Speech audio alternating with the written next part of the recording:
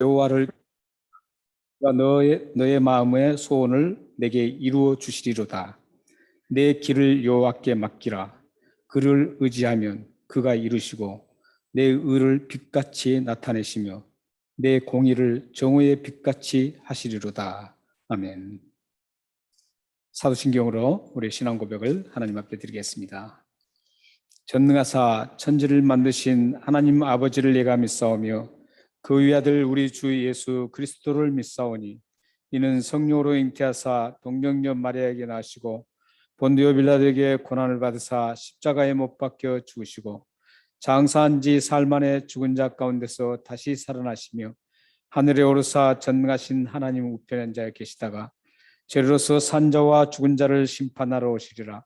성령을 믿사오며 거룩한 공의와 성도가 서로 교통하는 것과 죄를 사해 주시는 것과 몸이 다시 사는 것과 영원히 사는 것을 믿사옵나이다.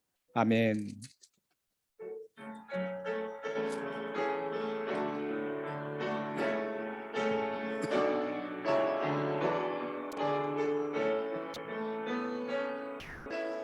고개 들어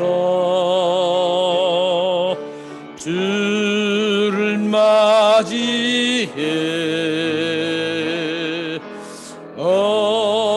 엎드리어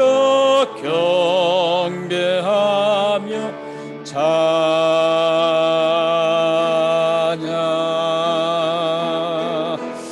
왕의 위엄을 신령과 진정한 찬양으로 영광 돌려 만왕의 왕께. 네, 우리를 대표해서 자리에 앉으셔서 우리를 대표해서 우리 정진모 집사님 나오셔서 살아계신 하나님 앞에 기도해 주시겠습니다.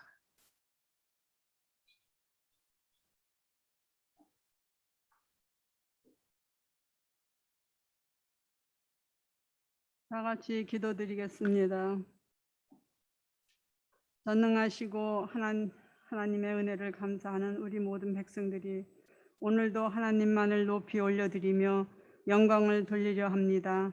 진정한 믿음의 권속들이 이 시간 하나님께 예배의 자리로 나올 수 있게 주심을 감사드립니다. 아멘. 긴 코로나 여정 속에서 터널을 나와 기쁘게 예배드릴 수 있는 마음을 주시는 하나님 진심으로 감사를 드립니다. 아멘. 여러 가지로 어렵고 힘들었던 시간들을 다시 생각하며 하나님의 도우심으로 더욱 성숙해질 수 있는 시간을 갖고 열심으로 주님만 의지하며 섬길 수 있는 백성들이 되어지기를 간절히 원하옵나이다. 아멘. 하나님의 은혜로 지켜주시는 자녀들과 모든 백성들에게 오늘도 귀한 목사님의 말씀을 통해서 우리의 마음 깊이 새겨질 수 있는 은혜의 시간이 되도록 인도해 주시옵기를 간구합니다. 아멘. 진리가 우리를 깨우치며 영원한 좁은 문을 향하여 들어갈 수 있도록 더욱 큰 은혜가 넘치는 시간이 되게 하여 주시옵소서. 아멘. 선교사님들을 사랑해 주시고 온 세계를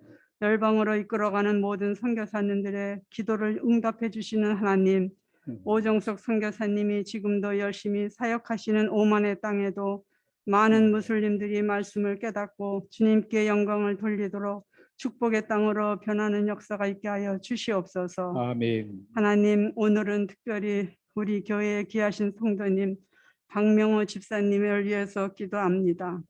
지금까지 하나님의 은혜 가운데서 지켜주시어서 80평생을 강건하게 보호해 주심을 감사하며 오늘 또한 귀한 그분의 생신을 맞이하여서 모두 기쁜 마음을 나눌 수 있는 시간도 허락해 주실 것을 감사하며 기도합니다. 아멘. 믿음 안에서 주님과 동행하시며 이끌어 주신 하나님, 앞으로도 더욱더 건강과 마음으로 하나님 앞에 승리하실 수 있는 믿음으로 지켜주시옵기를 기도합니다. 아멘. 연로하신 어르신들의 건강을 항상 붙들어 주시고 오직 예수 그리스도만을 섬기기를 원합니다.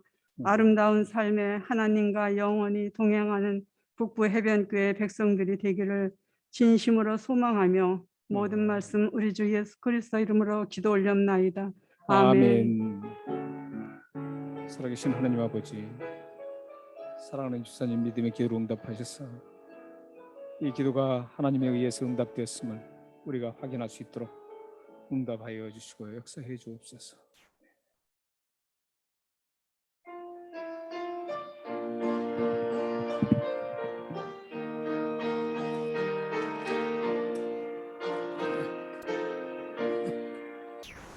위에 계신 나의 친구, 그의 사랑 지극하다. 이는 예수 그리스도 나의 구주, 나의 친구, 사랑하는 나의 친구, 가까이 계시도다. 그의 사랑 놀랍도다. 변함없는 나의 친구, 나를 위해 죽으시고 나를 구원하셨으니 기쁨으로 경배하며 찬양하리. 나의 친구, 사랑하는 나의 친구, 늘 가까이 계시도다. 그의 사랑 놀랍도다. 사명없는 나의 친구, 내 맘속에 늘 계시고 영원토록 함께하네. 가지마다 하나 되리 포도나무, 나의 친구, 사랑하는 나의 친구, 늘 가까이 계시도다. 그의 사랑 놀랍도다. 변함없는 나의 친구, 내 맘속에 늘 계시고 영원토록 함께하네. 가지 되어 하나 되리 포도나무, 나의 친구, 사랑하는 나의 친구, 늘 가까이 계시도다. 그의 사랑 놀랍도다. 변함없는 나의 친구, 그날이와 황금길에 그의 영광 바라보며 그의 발로 날 안을 때 만나보리. 나의 친구, 사랑하는 나의 친구, 늘 가까이 계시도다. 그의 사랑 놀랍도다. 변함없는 나의 친구. 아멘.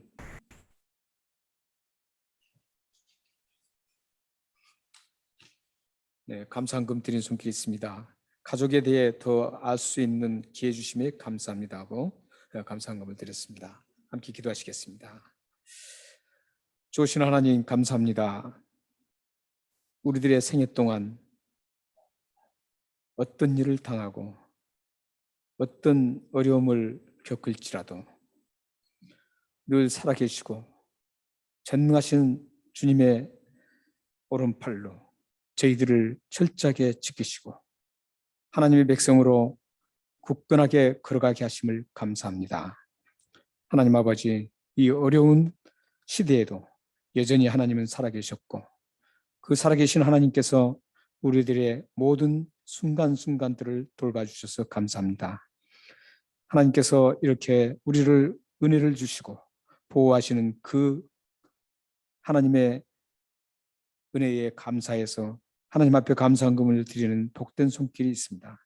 특별히 가족에 대해 더 알 수 있는 기회 주심에 감사하는 아름다운 손길 위에 더욱더 많은 가족들을 서로 교제하며 그리스도 안에서 힘찬 교제를 나누며 걸어갈 수 있도록 도와주옵소서.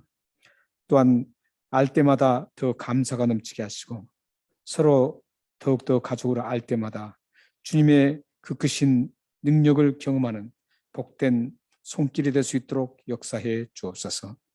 오늘도 11조를 드리고 감사헌금을 드리고 또 주일 헌금을 드리는 손길마다 또한 물질은 드리지 못했지만 마음을 아름답게 드리는 모든 분들 위해 하나님의 그 크신 은혜를 허락해 주시고 그들에게 영과 육을 감건케 하시며 하는 일마다 복되게 하시고 가정마다 평화와 기쁨과 감사와 하나님의 공급하심을 경험할 수 있도록 역사해 주옵소서.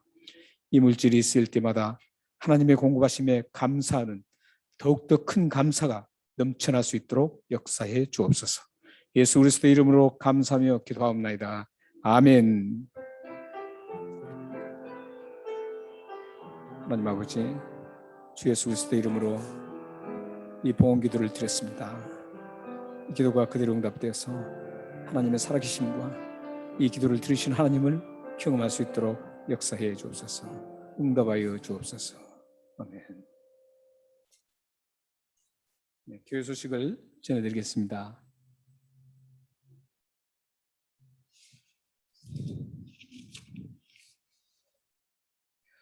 대면 예배를 이제 다시 드릴 수 있게 됐습니다. 앞으로 계속적으로 이제 대면 예배를 드릴 수 있어서 감사하고 하나님께서 이렇게 또한 어려운 가운데서도 우리를 지키시고 예배를 드릴 수 있는 이런 기회를 주신 하나님 앞에 감사드립니다. 여러분의 삶에 늘 하나님께서 함께 하시고 또한 하나님의 그 크신 도우심을 받으시면서 축복 가운데 걸어가시는 그런 복된 가정과 여러분의 삶이 되기를 소망합니다. 사실 이제부터는 우리가 코로나와 함께 이제 가야 됩니다. 마치 독감처럼 이제 함께 생활을 해야 합니다. 그래서 어느 때 어디에서 누가 어떻게 코로나에 감염될지는 아무도 장담할 수가 없습니다. 그래서 우리는 하나님의 도우심이 더욱더 절실히 필요하고 또한 여러분들이 아주 지혜롭게 생활하시는 게 더 필요합니다.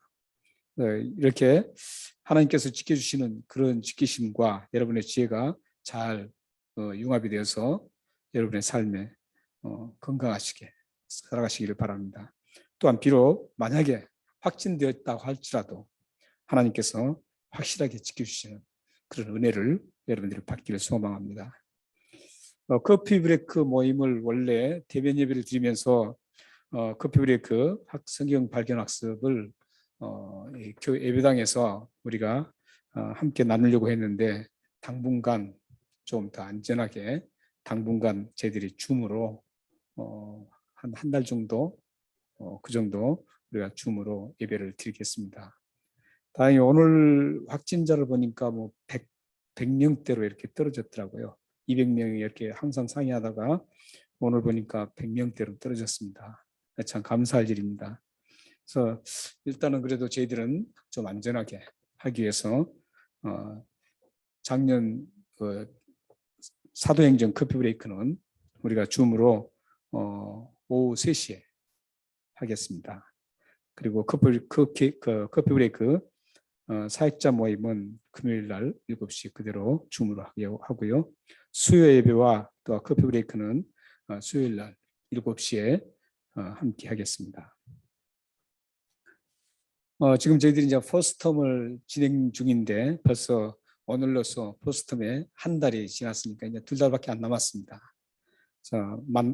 이 2달은 이제 우리 1년 2021년도를 마무리하는 유종의미를 거두는 그런 시기입니다. 여러분들 신앙적으로 또한 여러분들이 하시는 모든 일에 아름답게 유종의미가 거두어져서 하나님 앞에 2022년도를 더욱더 힘차게 쓰임받는 여러분들의 삶과 가정이 되시기를 소망합니다.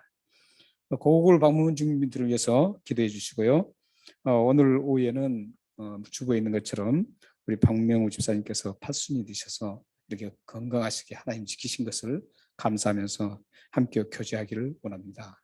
여러분들 모두가 이 교제에 함께 참여하셔서 축하해 주시고 함께 해주시면 감사하겠습니다. 살아계신 하나님 말씀 함께 보시겠습니다. 신약성경 152쪽에 있는 요한복음 6장 7절에서 15절 말씀입니다.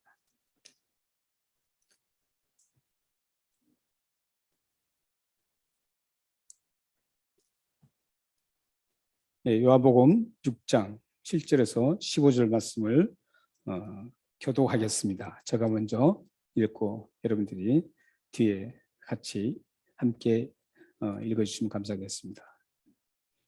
빌립이 대답하되 각 사람으로 조금씩 받게 할지라도 200데나리온의 떡이 부족하리이다.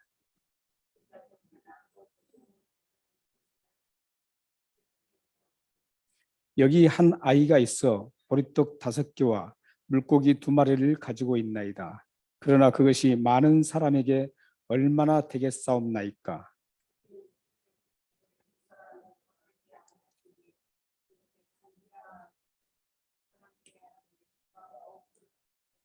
예수께서 떡을 가져 축사하신 후에 앉아있는 자들에게 나눠주시고 물고기도 그렇게 그들의 원대로 주시니라.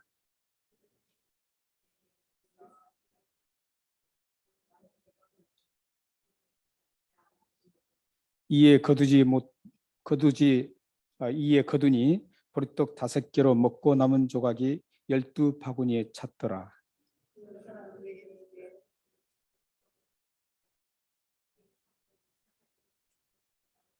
네, 함께 읽겠습니다. 그러므로 예수께서 그들이 와서 자기를 억지로 붙들어 임금으로 삼으려는 줄 아시고 다시 혼자 산으로 떠나가시니라.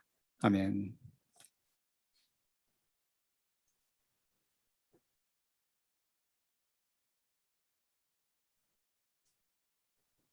의학계에서 보통 생존의 한계에 대해서 333이라는 그 이론을 제시합니다. 그러니까 인간이 생존하는데 생존의 한계를 측정하는 겁니다. 사람이 그 측정을 보면 사람이 공기를 3분 동안 마시지 않으면 생명을 잃을 수 있습니다. 그리고 물은 3일 동안 마시지 않으면 목숨에 위태롭다고 합니다. 또한 음식은 3개월 동안 먹지 않으면 목숨이 죽을 수 있다는 겁니다. 그래서 333 외우기 좋죠. 그러니까 여러분들은 꼭 3분 동안 꼭 숨을 쉬셔야 됩니다. 3분 안에. 그리고 물도 꼭 3일 안에는 드셔야 됩니다. 그리고 식사도 꼭 3개월 이내에는 꼭 하셔야 됩니다. 만약에 그걸 벗어나면 여러분들의 목숨이 위태롭고 여러분들이 죽음에 이를 수 있습니다. 이게 의학계가 말하는 인간 생존의 한계라는 그런 이론입니다. 이 논리를 가만히 유심히 한번 들여다보면 참 재밌는 것을 발견할 수가 있습니다. 우리들이 하찮게 여기는 것들은 굉장히 더 긴박하고 소중하다는 겁니다. 예를 든다면 공기를 마시지 않으면 3분 동안 마시지 않으면 죽습니다. 그런데 음식을 3개월 동안 먹지 않아도 그때 그 장기간 또 안 먹어도 죽지 않습니다. 물 같은 경우는 공기보다는 덜 긴박하고 또한 음식보다는 더 긴박합니다. 이렇게 보이지 않는 공기, 소홀히 할 수 있는 밥보다도 음식보다도 소홀히 할 수 있는 물, 오히려 이런 부분이 더 긴박하고 소중하다는 거예요. 그런데 보통 우리 사람들은 오히려 반대적인 생각을 하고 살아갑니다. 공기보다도 밥이 더 급한 것 같고 음식이 더 급한 것 같고 물보다도 음식이 더 급한 것처럼 살아갑니다. 그래서 대부분의 많은 사람들이 살아가는 그 패턴을 보면 그 패턴이 어떤 패턴이냐면 공기를 내가 사기 위해서 공기를 얻기 위해서 돈을 벌고 뛰어다닌 게 아닙니다. 물을 얻기 위해서 그 물에 사활을 걸지도 않습니다. 대부분의 많은 분들이 어떤 생각으로 살아가냐면 먹는 문제, 입는 문제, 이 부분을 어떻게 하면 좀 더 잘 먹고 좀 더 세련되게 입을까, 이런 데 포커스를 맞춰서 살아가는 것을 볼 수 있습니다. 반대적인 생각으로 살아가고 있는 것이죠. 실질적으로 더 긴박하고 중요한 것은 보이지 않는 공기인데 많은 사람들은 그것보다는 지금 당장 앞에 놓여 있는 그 먹는 문제 가지고 뛰어다니고 그 먹는 문제를 가지고 싸움도 하고 서로 경쟁하고 살아갑니다. 공기 가지고 경쟁하는 걸 못 보셨죠? 싸운 거 못 보셨죠? 오늘 말씀에도 보면 보이지 않는 양식보다도 이 당장 먹고 사는 그 양식을 더 소중하게 여기는 사람들이, 그 사람들의 그 모습이 생생하게 지금 오늘 담겨 있습니다. 오늘 본문 말씀 속에. 오늘 본문 말씀의 이 스토리는 AD 29년 4월 달에 일어난 사건입니다. AD 29년 4월경에 6월절이 가까웠을 때, 6월절이 4월 달에 했어요. 그래서 4월경 6월절이 가까웠을 때 예수님께서 가버나움에서 배를 타고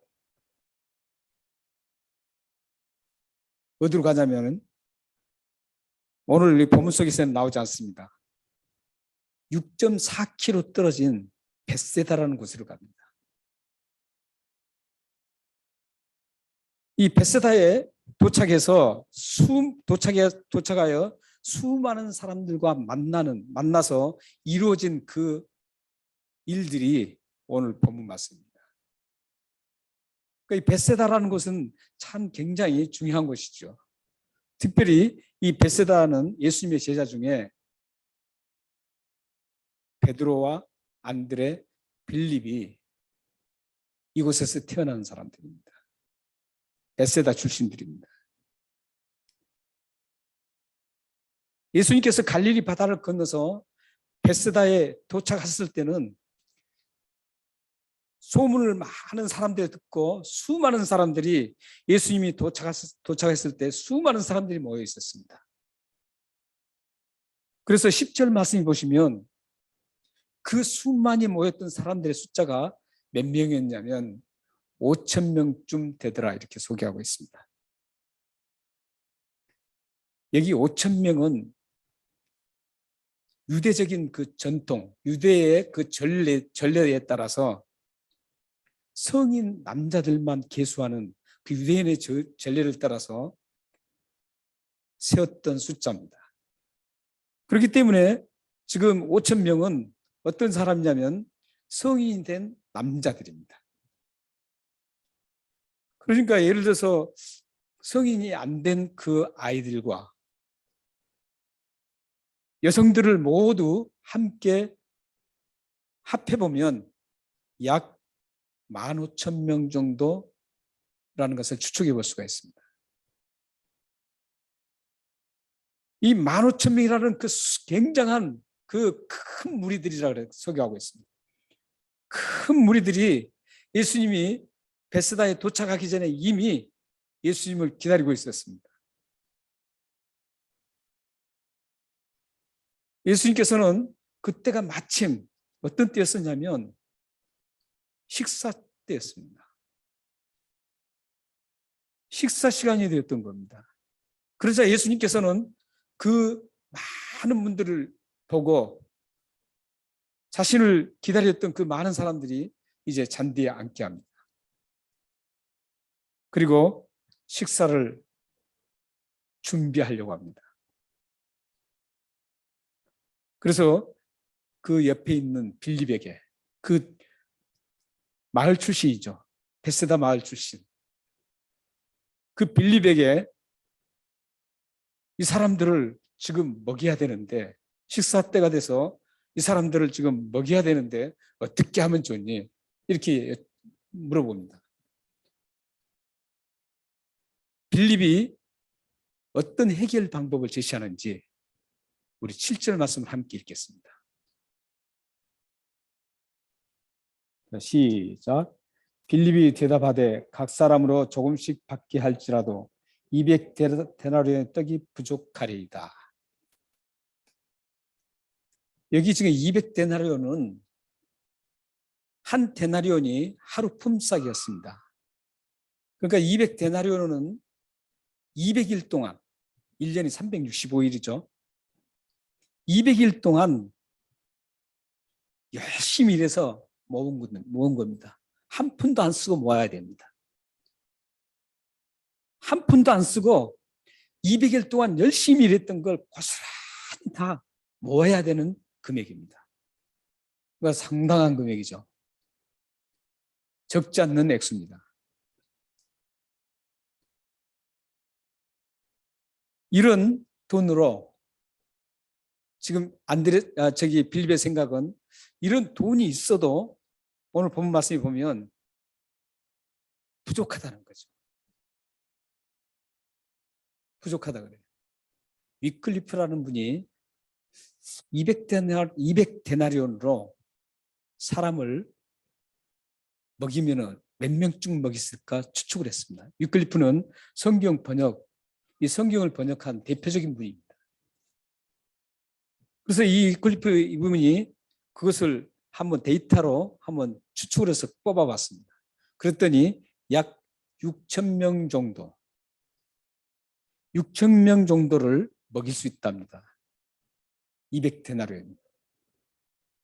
그런데 지금 여기는 적어도 15,000명 정도 되는 그런 엄청난 사람이 지금 모여 있습니다. 반 이상, 3분의 2 정도를 먹일 수 없는 상황이 되어버린 겁니다. 그래서 NIV 성경을 보시면, 영어 성경 NIV 성경을 보시면 거기에 어떻게 번역을 해놨냐면, 헬라 원어를 어떻게 번역했냐면 잘 번역했습니다. 어떻게 번역했냐면 한 입씩만 먹여도 부족하다, 이렇게 번역을 해놨습니다. 이거 헬라어가 아주 잘 번역한 겁니다. 그 수많은 사람들 풍성하게 먹지도 않고 한 입씩만 먹여줘도 200데나리온으로 사서 음식을 사서 먹인다고 해도 한 입씩만 먹여도 부족하다는 거죠. 그러니까 지금 예산, 돈이 200데나리온이 있어도 이것은 턱없이 부족한 겁니다. 그런데 더 문제는 뭔지 아세요? 1,000데나리온이 있다고 해도 1,000데나리온이 있다고 해도 당장 그 음식을 어디서 구합니까? 구할 수가 없는 겁니다. 아무리 돈이 많고 해도 지금 당장 앞에 지금 잔디에 앉아있는 그 15,000명을 어떻게 먹일 수가 있겠어요? 어디다 오더를 해서 그걸 먹일 수가 있겠어요?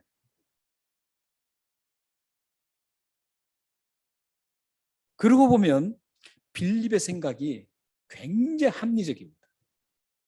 그렇잖아요? 빌립을 우리는 무조건 어떻게 그렇게 믿음이 없느냐 그렇게 비판할 게 아니에요.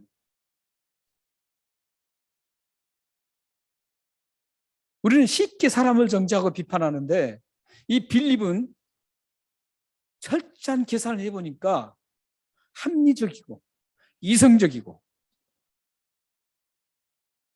잘 계산해보니까 도저히 아무리 생각해도 도저히 그건 있을 수 없는 얘기입니다. 도저히 이루어질 수 없는 거예요. 굉장히 합리적이고 굉장히 이해력을 가진 빌립의 계산이었습니다. 빌립의 계산은 정확합니다.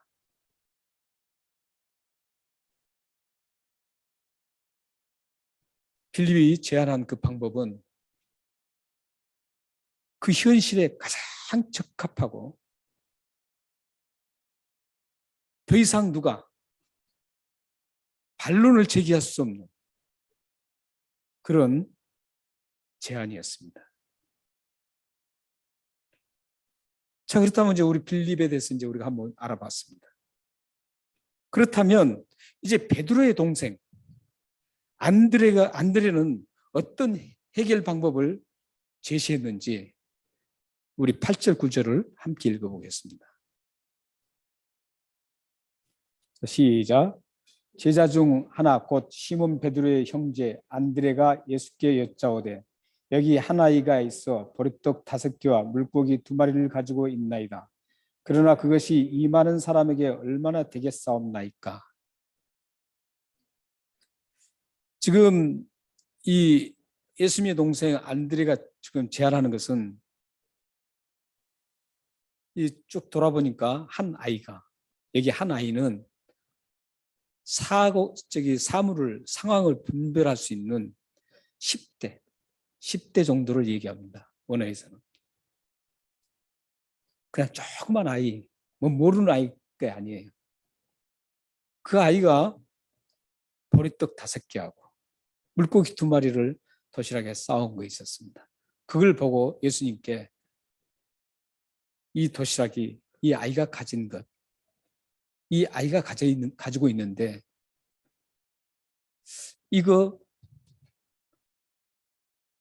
어떻게 하겠사옵나이까? 이렇게 지금 제안하는 것이죠.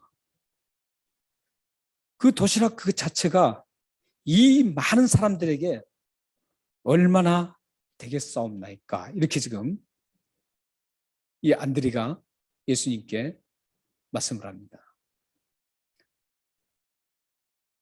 여기 보리떡이라는 것은 어떤 떡이냐면 빵 중에서도 가장 값싼 빵 중에서 가장 값싼 천이 여기던 빵이었습니다. 이 5개가. 그리고 여기 물고기는 어떤 물고기였냐면 정어리보다도 더 작은 뭐 큰 살몬 같은 그런 종류가 아니라 정어리보다도 더 작은 그 갈릴리 바다에서 쉽게 잡히는 그런 물고기를 가리키고 있습니다. 지금 이 아이가 싸온 그 도시락은 가장 가난한 사람, 가장 소외된 사람, 가정의 아이들이 가지고 다니는 도시락이었습니다. 근데 안드레는 그 도시락에 지금 주목하고 있습니다. 그 도시락을 보면서 예수님께 이렇게 지금 여쭌 겁니다. 그것이 그 아이가 가지고 있는 그 도시락이 많은 사람들에게 얼마나 되겠습니까? 이렇게 지금 예수님께 질문을 하고 있습니다. 사실 이 안드레가 이 제안하는 것, 안드레의 제안을 보면 사실 만약에 안드레가 이것 가지고 해결하겠다, 해결할 수 있다 이러면은 어이가 없는 거죠.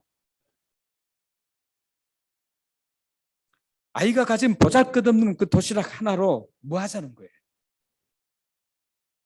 할 게 아무것도 없죠. 그 아이 혼자 먹어도 부족한 건데 그걸 지금 예수님께 제안하고 있다는 것이죠.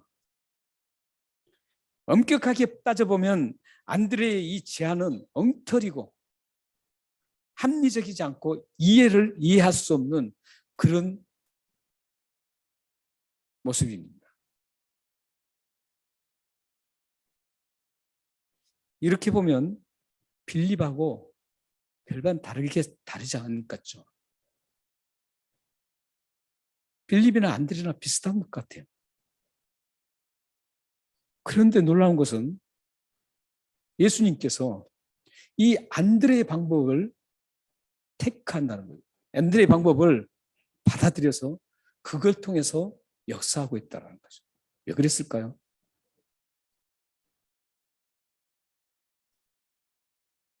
우리는 이 안드레의 대안의 그 안드레의 말 속에서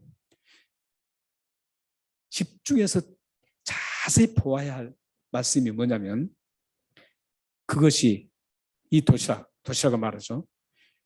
이 아이가 가지고 있는 도시락이 이 많은 사람들에게 얼마나 되겠사옵나이까 이 말에 우리가 잘 유심히 들여다봐야 됩니다. 여러분은 이 말을 어떻게 생각합니까? 지금 안드레가 예수님께 이 아이가 가진 도시락인데 이 많은 사람들에게 이 도시락이 어떻게 되겠습니까? 이렇게 했을 때 여러분들은 어떤 생각이 듭니까? 오늘 이 말씀 속에는 두 가지 의미가 다 내포되어 있습니다. 하나는 절망감이 내포되어 있습니다. 이 조금만 가지고는 도저히 안 됩니다. 정말 절망스럽습니다. 이런 지금 의미가 담겨 있습니다. 그런데 그 의미와 함께 대단한 의미를 가지고 있습니다. 우리 한글 성경이나 영어 성경은 이게 정확하게 표현이 안 돼 있습니다. 그런데 이 말 속에는 어떤 의미가 들은 줄 아세요?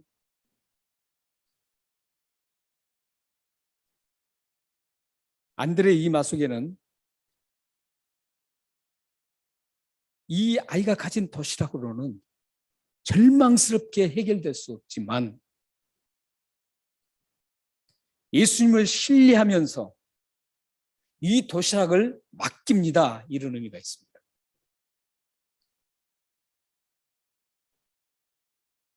이 두 가지가 동시에 이 말씀에 지금 담겨 있는 겁니다. 그러니까 우리는 절망하고 말잖아요. 대부분 많은 사람들이 절망스러운 일이 오면 절망으로 끝나버려요. 지금 빌립은 그 단계에 있었던 겁니다. 그런데 안드레는 그 절망을 뛰어넘는 겁니다. 지금. 이 도시락을 아무것도 아닙니다. 우리는 절망스럽습니다. 도저히 불가능합니다. 하지만 예수님의 손에 이 아무것도 아닌 도시락이 들려지면 무언가 예수님께서 하실 거라고 예수님을 신뢰하고 맡겼던 겁니다. 맡긴다는 그런 의미를 가지고 있습니다.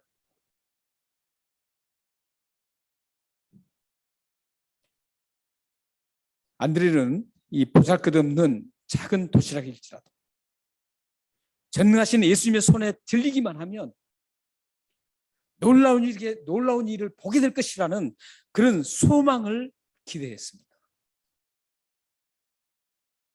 예수님이시라면 자신이 알 수 없고 이해할 수 없는 어떤 방법으로든지 예수님은 반드시 하실 수 있다라고 믿고 신뢰하며 이 도시락을 맡기고 싶었던 겁니다.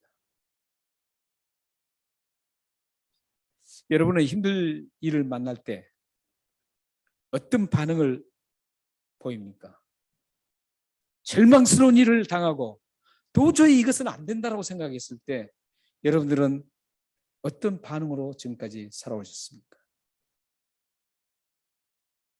전능하신 예수님께서 바로 옆에 계신데도 불구하고 빌립처럼 아무리 생각하고 또 생각해도 가능성이 없고, 아무리 계산을 하고 계산을 해보아도 도저히 가능성이 없다고 포기하지 않았습니까? 절망하지 않았습니까? 아니면 현실적으로 이해 불가능하고 절망적인 그런 상황 속에서도 전능하신 예수님이 내 곁에 계시고 능력의 예수님이 곁에 계시기 때문에 그분에게 나의 모든 문제를 핸들링 해드리면 예수님께서 알아서 아름답게 마무리해 주실 것이라는 것을 믿고 지금까지 맡기며 살아오셨습니까? 예수님께서 신뢰하고 예수님께서는 빌립과 같은 유형, 안드레와 같은 유형, 이 두 유형 중에 안드레와 같은 유형을 들어서 사용하신다는 것. 그래서 보면 오늘 본문에 보면 예수님께서는 안드레의 말을 그대로 수용하시고 신뢰하고 맡긴 안드레의 그 제안을 받아들여서 그 아이가 가지고 있던 보리떡 5개와 물고기 2마리를 가지시고 무엇을 하시나요? 축사를 하십니다. 축사를 하시고 15,000명이나 되는 그 엄청난 사람들을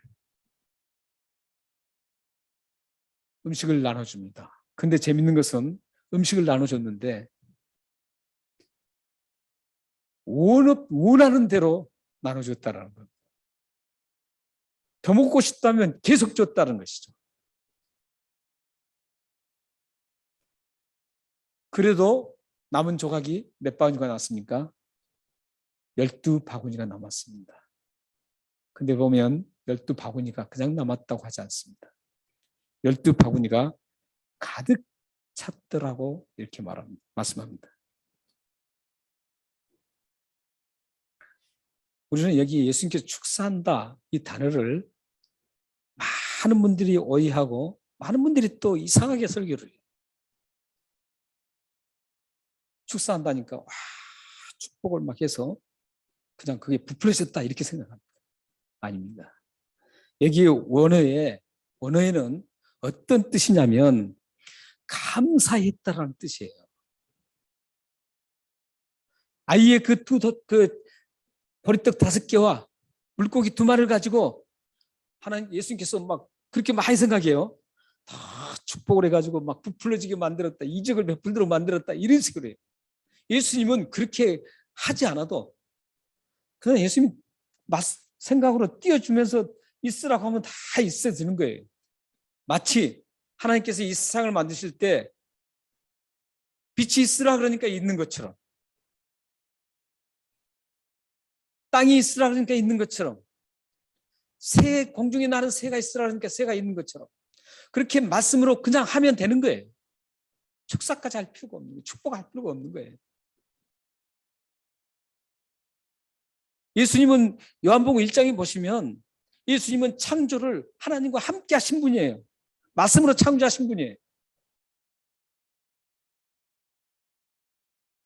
그래서 이 본문은 축사했다는 것은 무슨 축복을 준다 막 이래. 그래서 어떤 분들을 보면 막 그 축사한다 그래가지고 막 그 예수님께서 축사하셨으니까 나도 한다 해가지고 막 축복을 주고 그래. 그게 아니에요. 하나님 앞에 감사기도 했던 거예요. 하나님, 이 아이 가장 가난한 가정의 아이가 가지고 있는 이 보리떡 5개와 물고기 2마리 이 자체가 있다는 게 감사합니다. 하나님, 제가 이거 가지고 이 많은 군중들을 먹이겠습니다. 이 뜻이에요.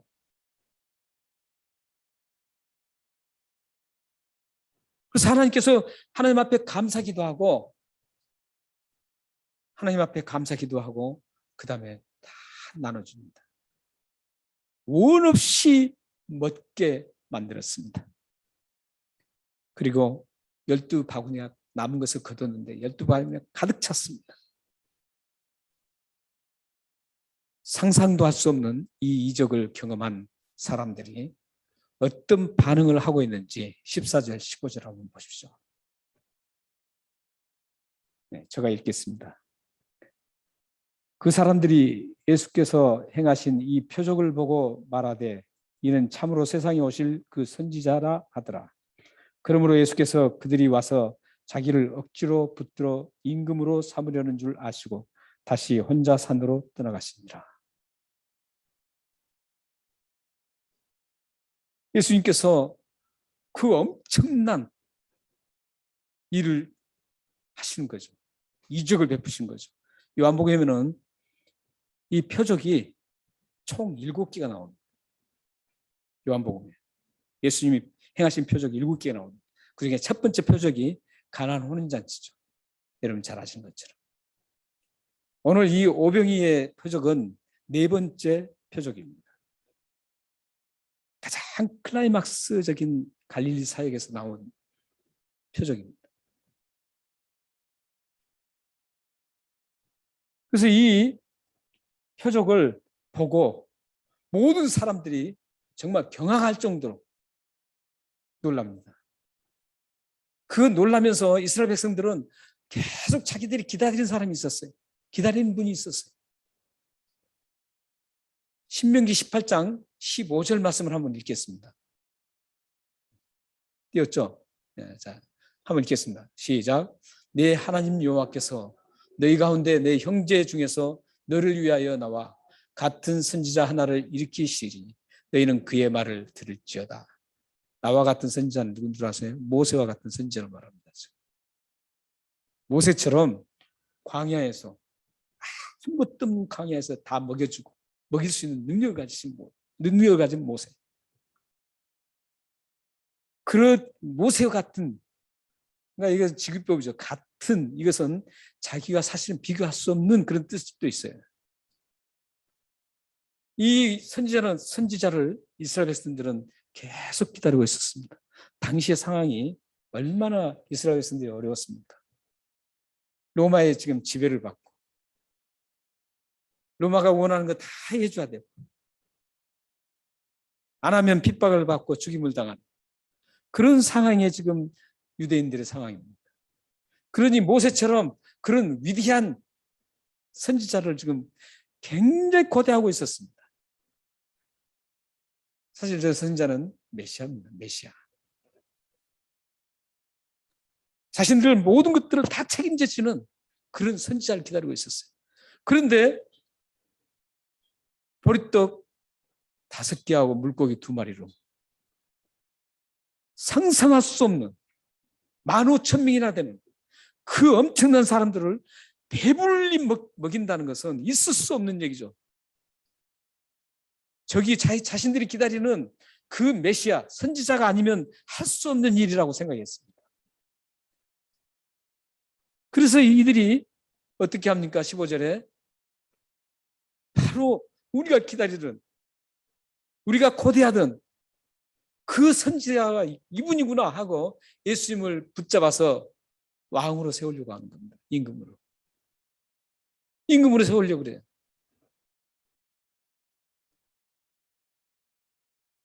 예수님께서 그걸 아시고 떠나신 장면으로 이 오병이어의 모든 사건이 마무리됩니다.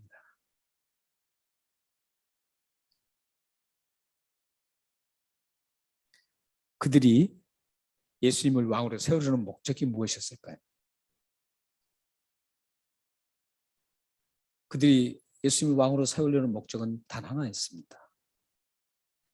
자신들의 육적인 욕망을 해결해주고 자신들이 원하는 육적인 욕망을 채워주는 분이 바로 이분이라고 생각했습니다. 이걸 이제 신학적인 용어로는 정치적 메시아를 그들이 기다리고 있었다는 얘기입니다.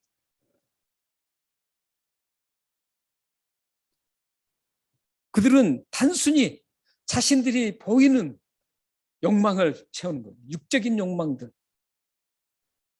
예수님이라면 우리가 마음껏 이제 굶주리지 않고 먹을 수 있고, 더 나아가서 이런 능력이라면 로마 제국도 한순간에 다 멸망시키고 자신들이 이제 전 세계를 지배할 수 있는 그런 분이라고 생각했습니다.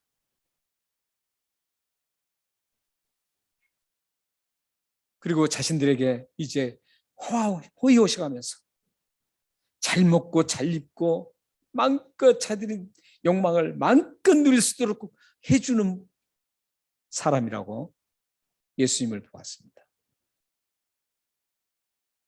예수님이 오신 목적이, 그들은 메시아가 오신 목적이 그거로 보았습니다. 그래서 지금도 그들은 그런 메시아를 아직도 기다리고 있습니다. 예수님은 그런 분이 아니십니다. 예수님은 왜 이 땅에 오셨습니까?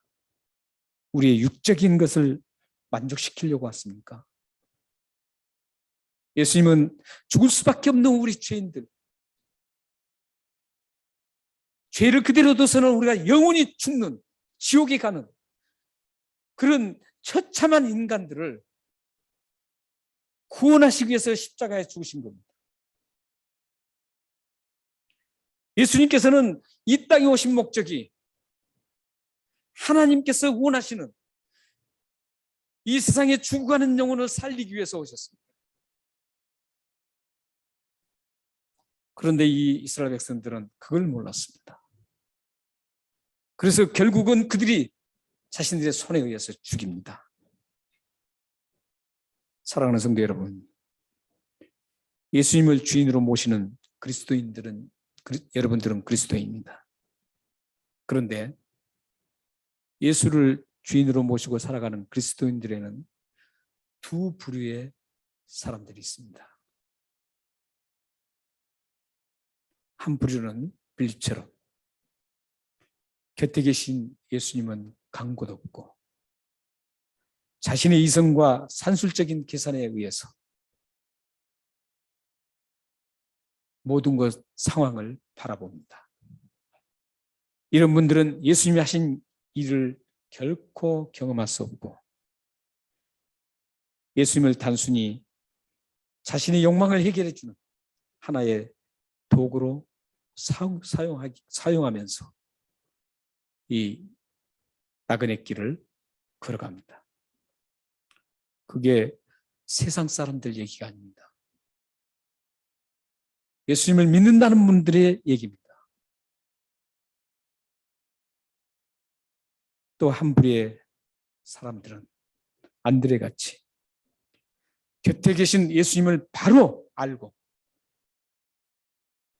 그분을 신뢰하고 나의 모든 형편과 어떤 것도 다 신뢰하고 맡기고 예수님께서 어떻게 처리하든 관계없다. 예수님께 맡기며 신뢰하고 가는 그리스도인입니다. 이분들은 예수님께서 하시는 위대한 일들을 경험합니다. 그 경험의 가장 큰 경험은 자신의 모든 죄를 용서받고 구원받은 경험입니다. 그 위에 우리가 살아가면서 살아계신 하나님께서 어려운 길을 가도 그 하나님이 원하시는 길로 갈 때 하나님께서 생생하게 함께해 주시고 그 길을 끝까지 갈 수 있도록 항상 지켜주시고 보호해 주신 그 하나님을 날마다 순간마다 경험하면서 가는 겁니다. 안드레와 같은 사람들. 그리고 예수님께서 썩을 양식을 주러 온 것이 아니라 영원한 생명의 양식을 통해서 우리의 영혼을 풍성케 하시고 이 세상 물질이 있든 없든 어렵든 힘들지 않든 그거와 관계없이 날마다 영혼이 풍성해서 평안과 기쁨으로 이 세상 여정을 걸어가는 안드레와 같은 분이 있습니다. 사랑하는 여러분은 지금까지 빌립의 길을 걸었습니까? 안드레의 길을 걸었습니까? 이제부터 안드레처럼 주님을 신뢰하며 어떤 것도 다 맡기고 곁에 계신 주님께 모든 것을 맡기고 주님께서 알아서 처리해 주실 것이다. 살아계신 능력의 주님께서 모든 것들을 적절하게 공급해 주셔서 하나님의 이름을 열방에 높여드리고 위대하게 사용되고 하나님의 영광을 드러내는 축복의 삶을 주실 거라는 것을 믿고 걸어가시기를 주님의 이름으로 축원합니다. 기도하겠습니다. 하나님 아버지 감사합니다. 이 세상 달콤한 말로 너무나 많은 곳에서 우리 그리스도인들을 혼란시키는 것들이 많습니다. 살아계신 하나님 말씀이 이제 점점 시들어지고 살아계신 이 말씀이 능력이 떨어지는 엉뚱하게 전함으로 능력이 떨어져서 우리 그리스도인들이 참다운 그리스도의 품 안에 안기지 못한 일들이 참 많습니다. 하나님 아버지, 오늘 이 본문 말씀 속에서 우리가 이 안드레처럼 곁에 계신 예수 그리스도를 반드시 어떤 분인가 알고 그분이 하실 그 위대하신 것들을 신뢰하며 맡기며 걸어가는 우리 모든 성도들이 될 수 있도록 역사해 주셔서 우리 성도님들의 가정과 그들의 자녀와 그들이 하는 모든 일들이 주님을 높여드리고 주님의 영광을 위해서 쓰임받을 수 있도록 역사해 주옵소서. 예수 그리스도의 이름으로 감사하며 기도합나이다. 아멘.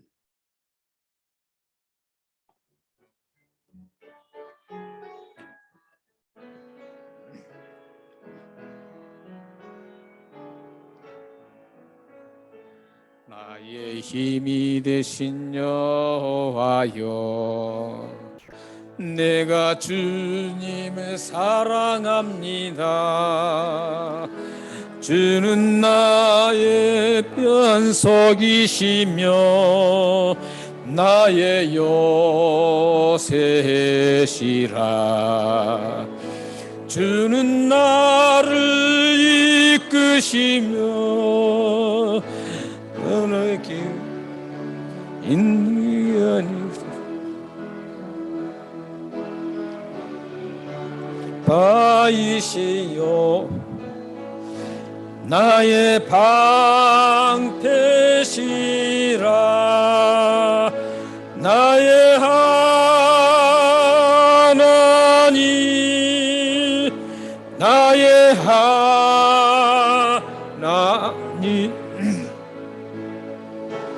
그는 나의 여호와.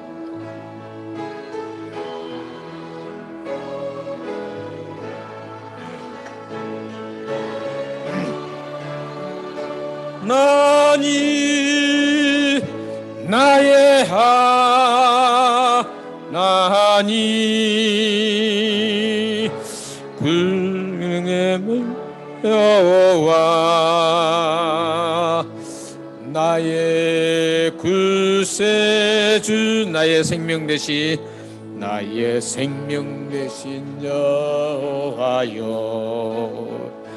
내가 주님을 찬양합니다.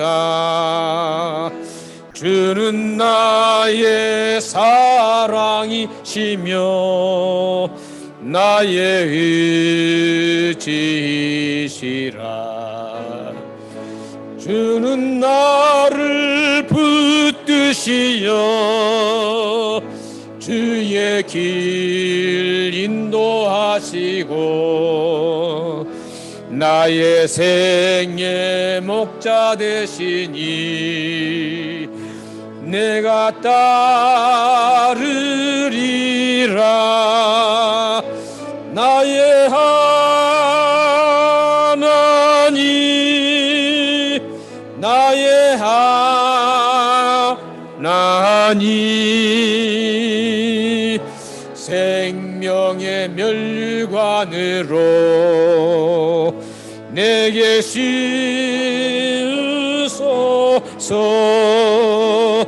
나의 하나님, 나의 하나님, 그는 나의 여호와, 나의 구세주.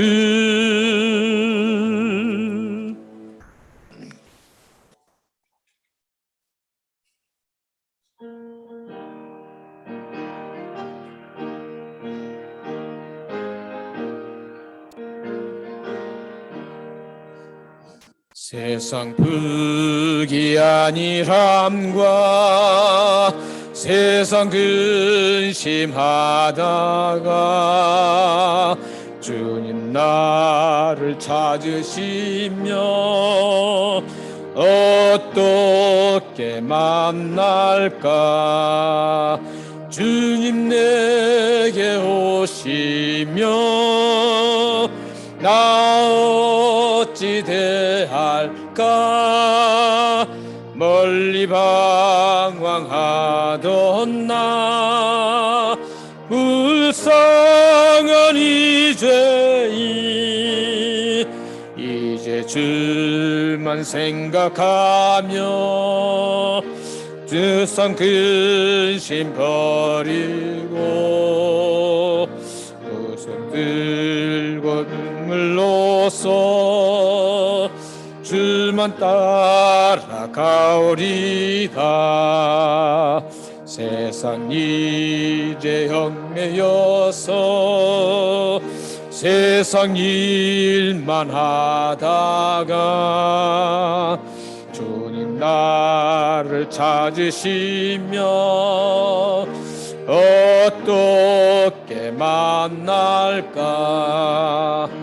주님 내게 오시며 나 어찌 대할까. 멀리 방황하던 나 불쌍한 이제 주만 생각하며 세상 근심 버리고 오직 주만 바라보며 주만 따라가오리다. 지금까지 내가 한 일 주님께서 보시고 온난 아래 나를 보고 무엇라 하실까. 주님 내게 오시며 나 어찌 대할까. 멀리 방황하던 나 불쌍한 이제 오직 주만 바라보며 승승광 버리고 십자가를 내가 지고 주만 따라가오리다. 함께 일어나셔서 마지막 찬송을 하나님 앞에 드리겠습니다.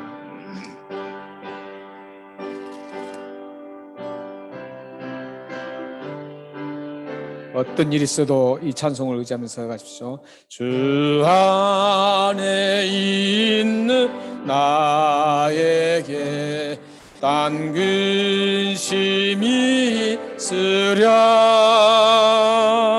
십자가 밑에 나가 내 짐을 풀었네. 주님을 찬송하면서 할렐루야 할렐루야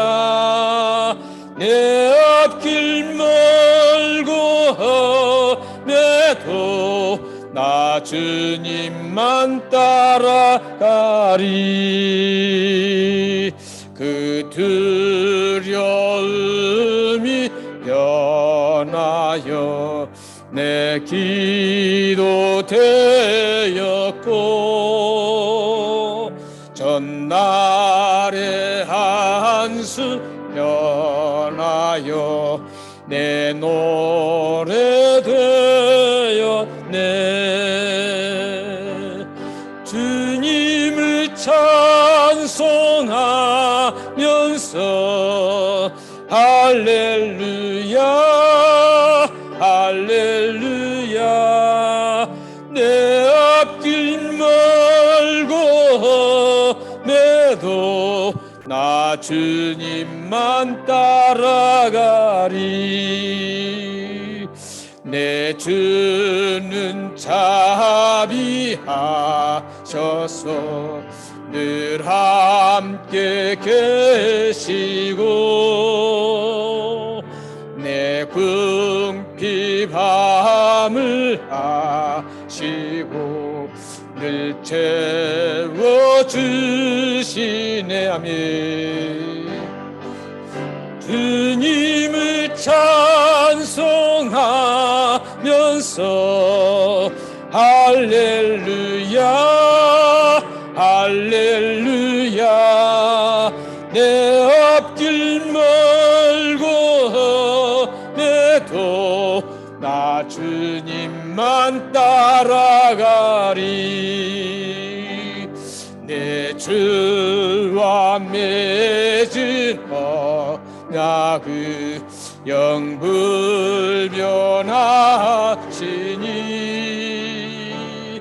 그 나라 가기까지는 늘 보호하시리.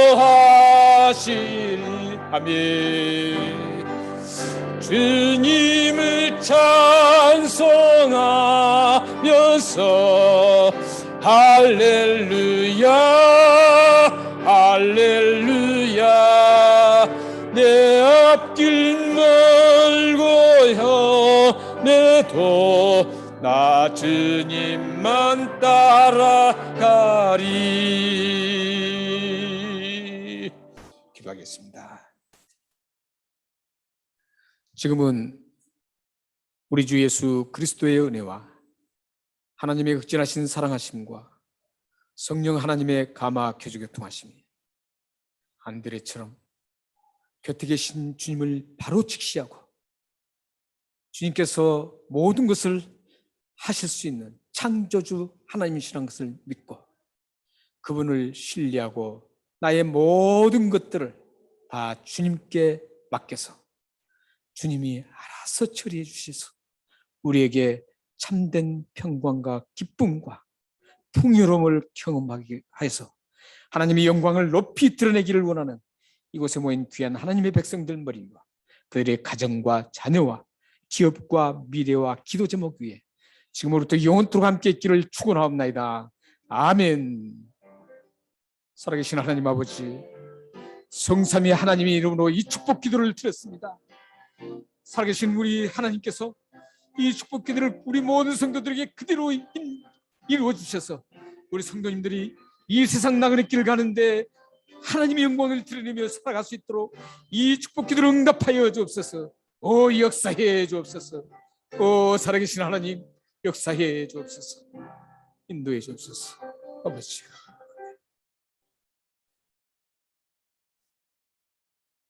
네, 예배를 마쳤습니다. 아마 오늘 많은 분들이 못 나오셨는데 다음 주에는 모두 함께 나오셔서 하나님을 영광스럽게 찬양하는 대면 예배로 함께 드렸으면 좋겠습니다. 오늘 이제 포스트